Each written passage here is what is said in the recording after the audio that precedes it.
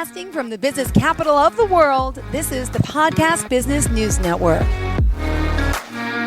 Once again, we are back with Dr. Mamiko, and I want to congratulate her on being our Professional of the Year. Always a pleasure to have you here. She's such a gem, and there's so much to the work that she does. Again, it's Dr. Mamiko Odegard. She's a professional coach, international best-selling author, and so much more. Welcome back, darling. How are you? Well, thank you. I love being on the air with you and sharing this time, and wish I were closer so I could give you a big hug. Thank you. I know I'm a little under the weather, but I'm going to get through it, and always appreciate your time and you being here for us. Now, last time, let's jump back to the conversation for new time listeners. We were discussing 3 different ways to start conversations with people, right? And that's right. By doing so, you suggested that we show that we're friendly, caring, and taking that first step to really connect with someone. So let's just review a little bit for our listeners the 3 ways you mentioned that we can initiate conversations. Fantastic. I'd be happy to do that. I just want to step back a bit because I left your listeners with a homework assignment, and that is for them to every day initiate conversations, because the more you initiate, the easier it gets and the more natural it becomes. And so let the magnetism begin. And here are the 3 ways to start conversations. The first way is to compliment and encourage the other person.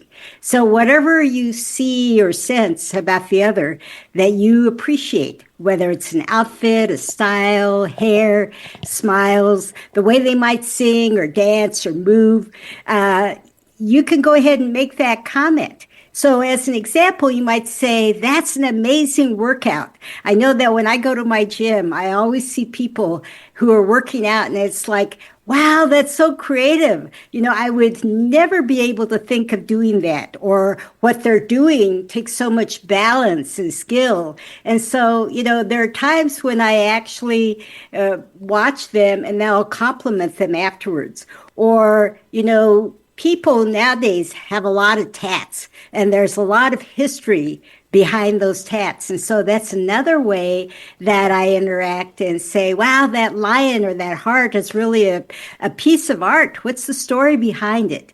And then, you know, babies and dogs, puppies, are always ways to warm up somebody's heart, because they always love the compliments of saying, oh, your baby's so adorable, he's so handsome, or she's so beautiful, you know, or same with a pup, you know, your puppy is so well behaved, he's just gorgeous. Tell me about what sort of breed he is or she is. And then the second way is to say something about yourself. Last time, I gave you an example of our friend Rich, who went to a big church, and he saw this woman in the parking lot and followed her. And then as he caught up to her, he said, you know, if you think that someone is following you, you're absolutely right. And so then he introduced himself, and I could do the same in terms of myself. I can say, hello, my name is Mamiko, and I'm just not sure where the meeting room is. You seem to know your way around here. And, or, you know, I might say at the grocery store, which is where you meet a lot of people, I don't know how to pick just the right watermelon. The carrots, yes, or carrots. I've been admiring your shoes because I've been looking for extra cushioning for my hikes or workout shoes. They look so comfortable and they're so stylish. So anything that you can say about a person and your situation as well as yourself, like saying, I've been looking for shoes like that. You know, it's a good way to start the conversation. The third one is about a mutual situation that you might be in. So one of the things that I love to do with my pup is to go on hikes to sunrise. So I might say, what a beautiful day this is. This hike is just unbelievable. The weather's perfect and the time of day. And it's my first time on the trail. How long does it take you to get to the top? Have you gone to the top? You know, how's this hike for you? I've noticed you on this hike several times. How often do you come? Or if you're at a wedding, then you might make a comment like, the bride and groom look so happy. They look so gorgeous together. You know, are you a friend of the bride or are you a friend of the groom? How do you know that person? And so it's a conversation starter. And that's all we want to do is we just want to break the ice. Got it. That's exactly what I always do. I'm very polite myself, and I like meeting people, whether it's at the grocery store or anywhere. But I always do like the whole "Hi, I'm Jill," and I always just go up to people and just introduce myself. But I usually do find a commonality, or it's usually something on their body, whether it's their hair, their makeup, their clothes, and I'm always quick to comment on that. And I just love how people makes them light up. And I'm not being disingenuous; I mean it, and it's just a great way to start to get to know someone by offering a compliment first. Really, it is. Right. Yeah. Right, where they really warm up to you then. Yeah. Whether it's male or female. And Yeah. that's what I want you to know is that you can approach a male or you can approach a female and be able to make a casual but sincere compliment. And that's just such an easy way to start. Got it. Well, I also know Dr. Mamiko's 7 rules for attracting and developing deeper relationships, right? I want to know more about that. Okay. I bet you do. I think everybody wants to know the 7 rules for attracting. Please share. Yes. Relationships. So I'll say these and I'll give each rule an example. And when I get finished, I'll just summarize it. I'll just say what the rules are again, just so that if you want to write it down or you want to earmark it, whatever, then, so that you can do that. So the rule number 1 is give your full attention to the other person. Okay. Because the individual will give you crucial information about what they want, their lifestyle, their interests, the type of person that they are. And you can begin to see whether they're open, closed, optimistic, adventurous, and so forth. And so when you show that you have the capacity to be a listener and communicator, that's so important, not just in everyday life for you to attract that love interest or the best friend, but also in sales, because that person is going to tell you everything that you need to know, so that you just have to be that exquisite listener to say it back to them so that they realize that you really get it, that you're really listening. And that draws them closer and makes them feel more comfortable. Yeah, just like, you've gone to get a car, right? And somebody jumps in and starts trying to sell you things without really knowing your history, the type of car you're having, your budget, you feel a little attacked. And all those things and what you want to use it for. Mm-hmm. And so I'm saying take the time to really listen to the other person, and they'll tell you what they can afford, what they're looking for, and you can much more easily close that sale. The second rule is that whether you're in sales or simply communicating with someone, be aware of pace.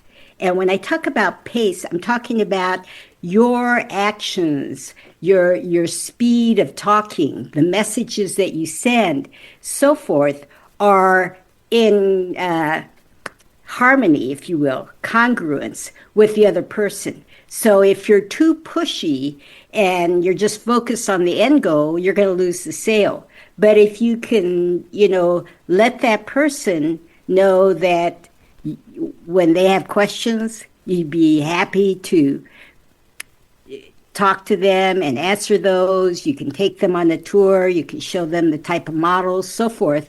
But it's very important that you engage with them and you react in kind to their comments, their actions, so that the other person can be ready for the next step. So I'm going to give you an example of when I was a psychologist for years. Every once in a while, I would do hypnotherapy. Mm-hmm. And that could be for a person who's having pain or someone who was going through a lot of depression, anxiety, that sort of thing. And so I teach other methods, but this is one that was kind of like my little secret that I could pull out, and it would be relaxing. And because everything that I do is about empowerment, so that you can heal yourself, you can be your best self.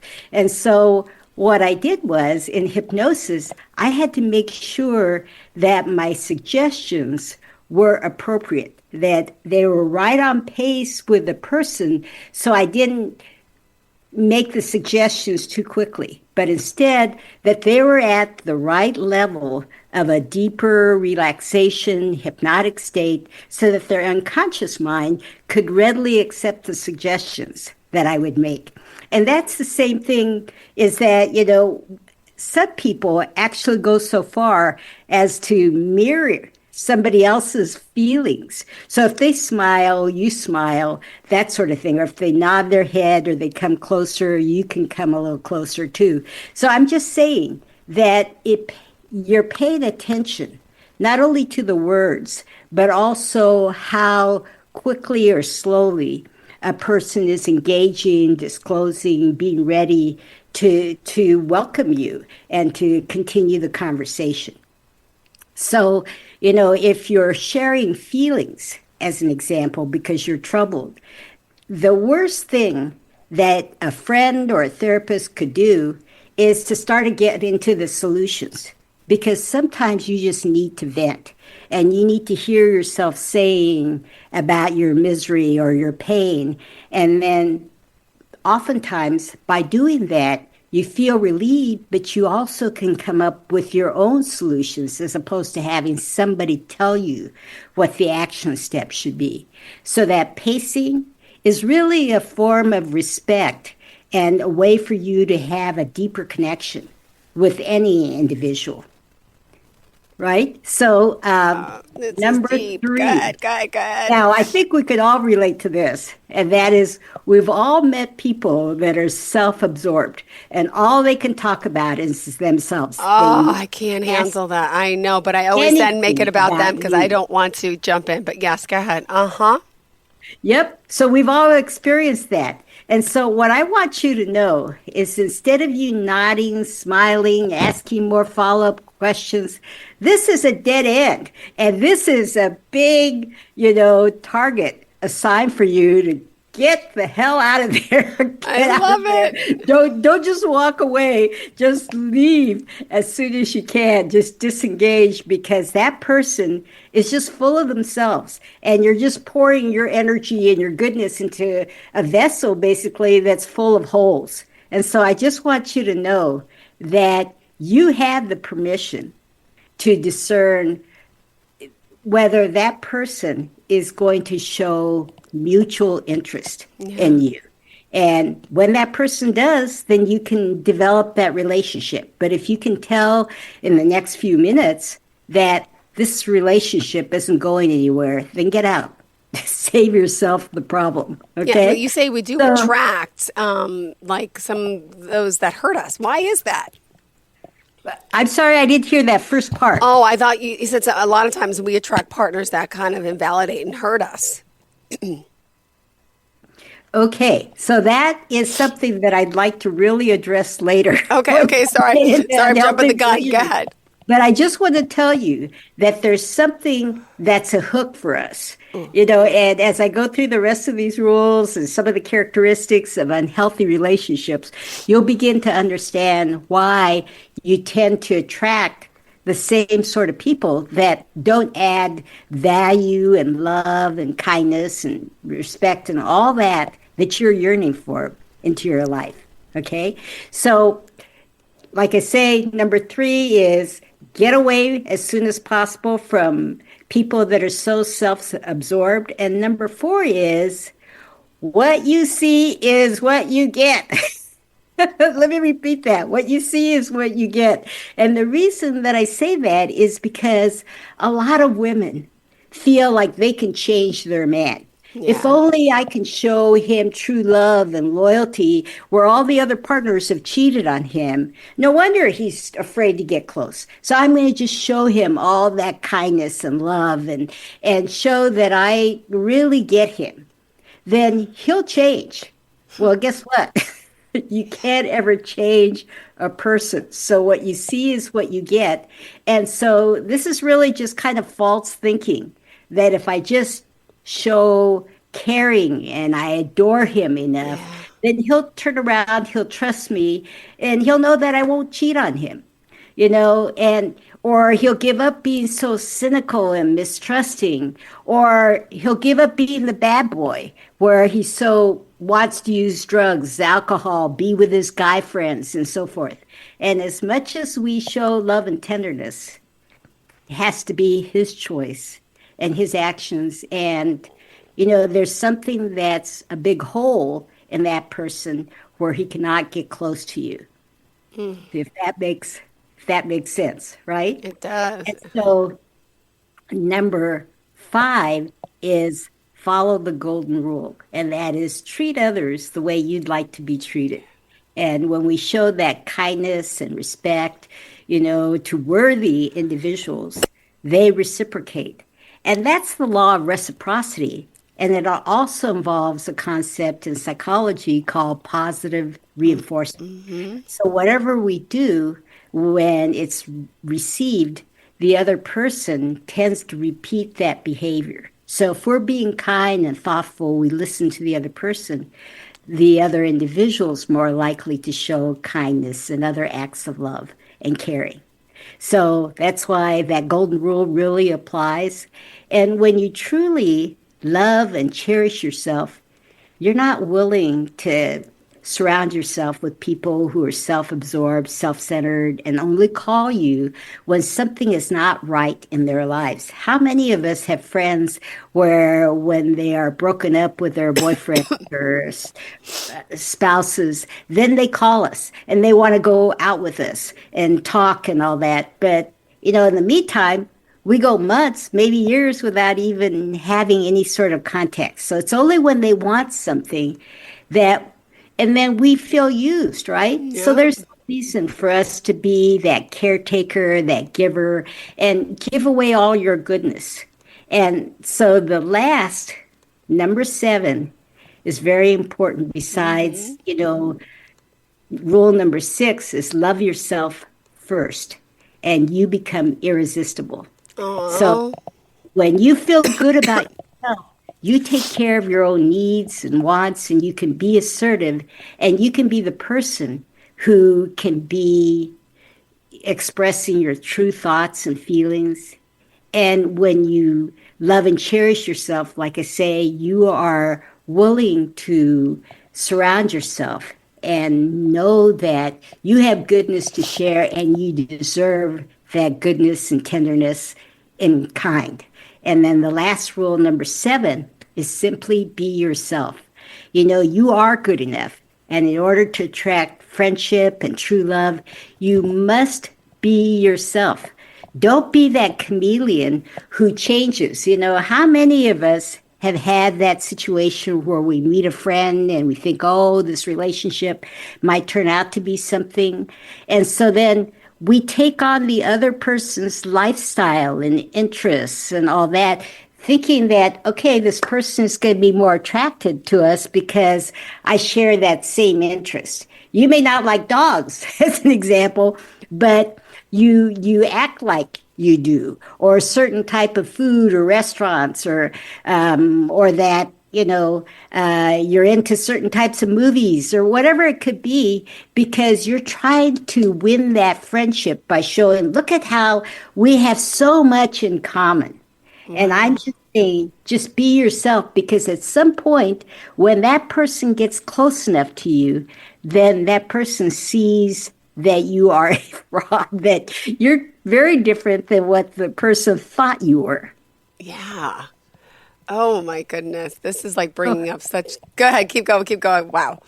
Okay. So just so that our listeners are not confused, let me just go through the rules very quickly so that I can go on with some other important.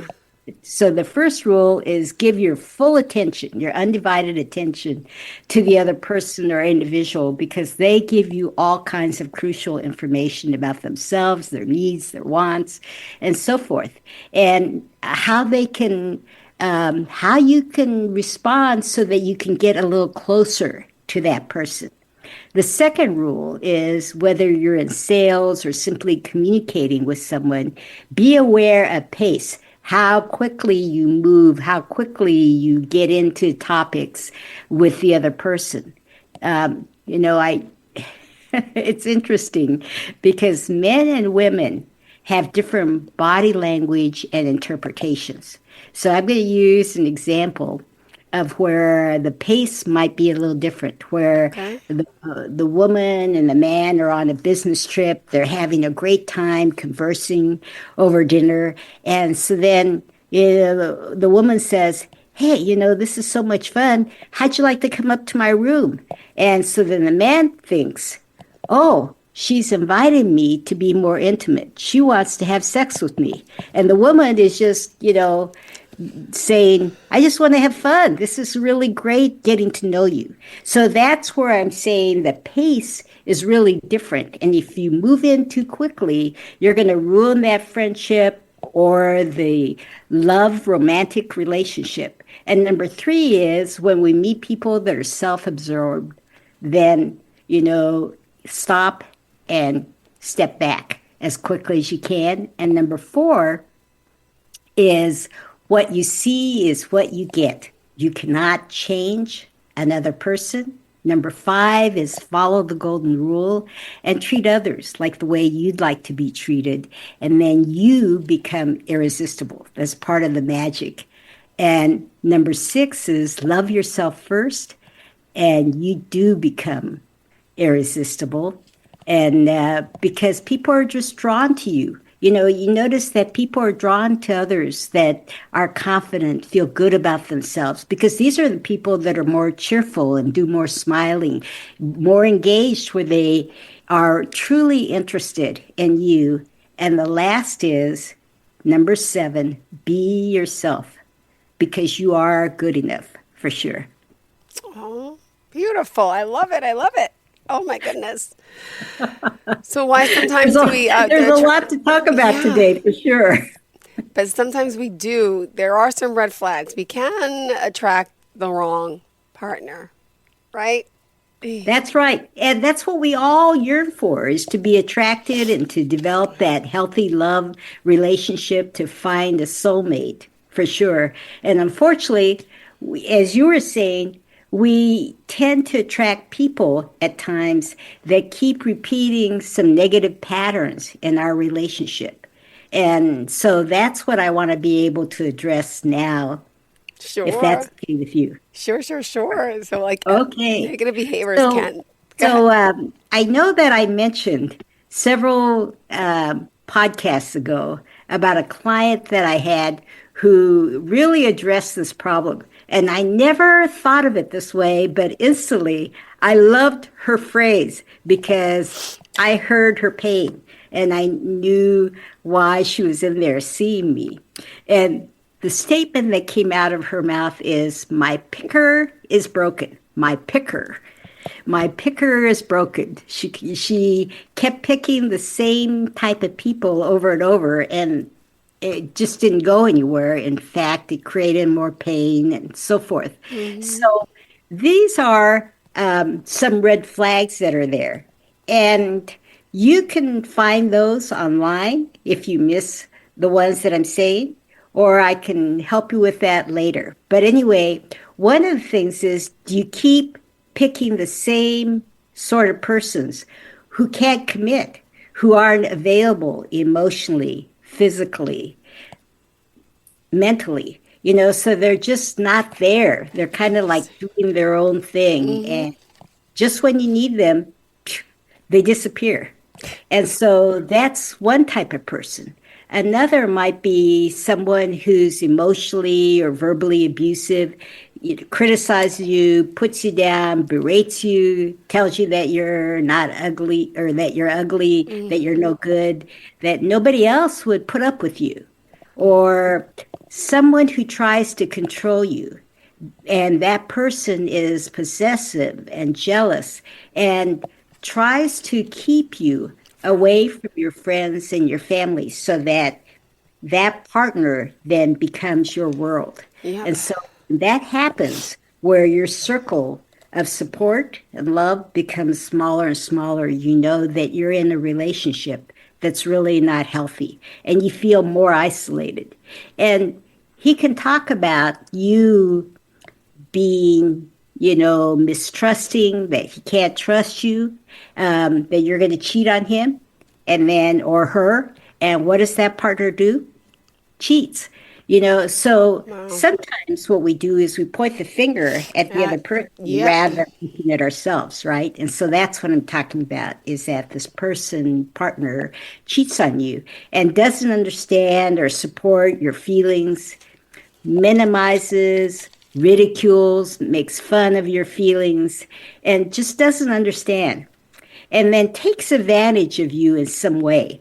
I can't tell you how many couples I've worked with where one partner will do everything, will do the sexual part, and will give in to whatever the sexual needs of that partner would be, no matter how that person is thinking or feeling, or totally supports that partner, pays all the rent or the mortgage, all the expenses, and then the partner is staying at home, unemployed, and not contributing, but instead making demands more and more of his or her partner. And also communication. You have a problem with communication where you can't be real, because like I say, it's important for you to be transparent and to be intimate with your partner. You can't talk to that person because they're not going to listen to you or don't have the communication skills. Then again, that's a unhealthy relationship. And are you finding that you and your partner, or especially your partner, becomes more and more irritated with you and it fuels more arguments? Or do you end up criticizing, blame, and then your arguments also center on not being prioritized, where your partner thinks that you don't give him or her enough attention. Oh, yeah. Right? So here are some things that you might want to think about in terms of your own, like, are you looking towards your partner for your own self-worth and dignity? Are you just focused on the past so that you're repeating, so that when I say that, one of the key issues that I work with is really about infidelity and mistrust. And there's been some partners that betrayed you, and so this partner is going to do it again, and so you're gun shy, and then again you keep doing things stuck in a rut, the same pattern over and over, right? You don't trust that person, and the person says, hell, if I'm not being trusted, or she thinks I'm drinking, or she thinks I'm going to be doing drugs, I might as well do it because she already believes me. Or you feel like you're bored and you have this lifeless relationship. So unfortunately, we got to wrap it up. I'm so sorry. We're out of time. Please. Oh, gosh. How do we keep our listeners attracted to healthy love? Tell us. Okay. So we're going to, more to be continued here. But for now, if you're struggling with a relationship, I just want you to know that you are invited anytime to a complimentary discovery consultation that's free and it's private. And so just go on my website, actonlove.com. Give me a call, leave me a message, and I'll make sure that I get back with you. And let's get started with the right support, the insight, the tools, and strategies to have love and happiness for a lifetime. Beautiful. Thank you so much. We appreciate it and looking forward to next week. Thank you so much, sweetheart.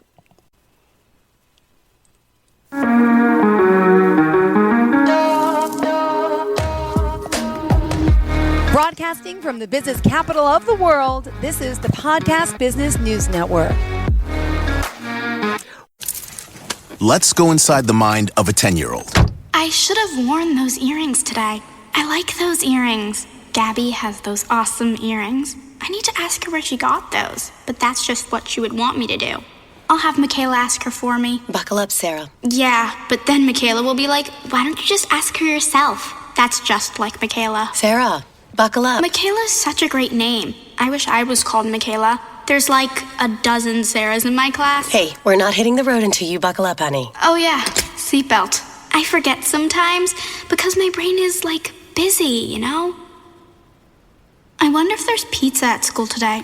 Sometimes it can be tough to get through to your kids, but it's not impossible. Always make sure they're wearing their seatbelts, even on short drives. Remember, you have the keys, you have the power. Never give up until they buckle up. A message from the National Highway Traffic Safety Administration and the Ad Council. Visit safercar.gov/kidsbuckleup for more information.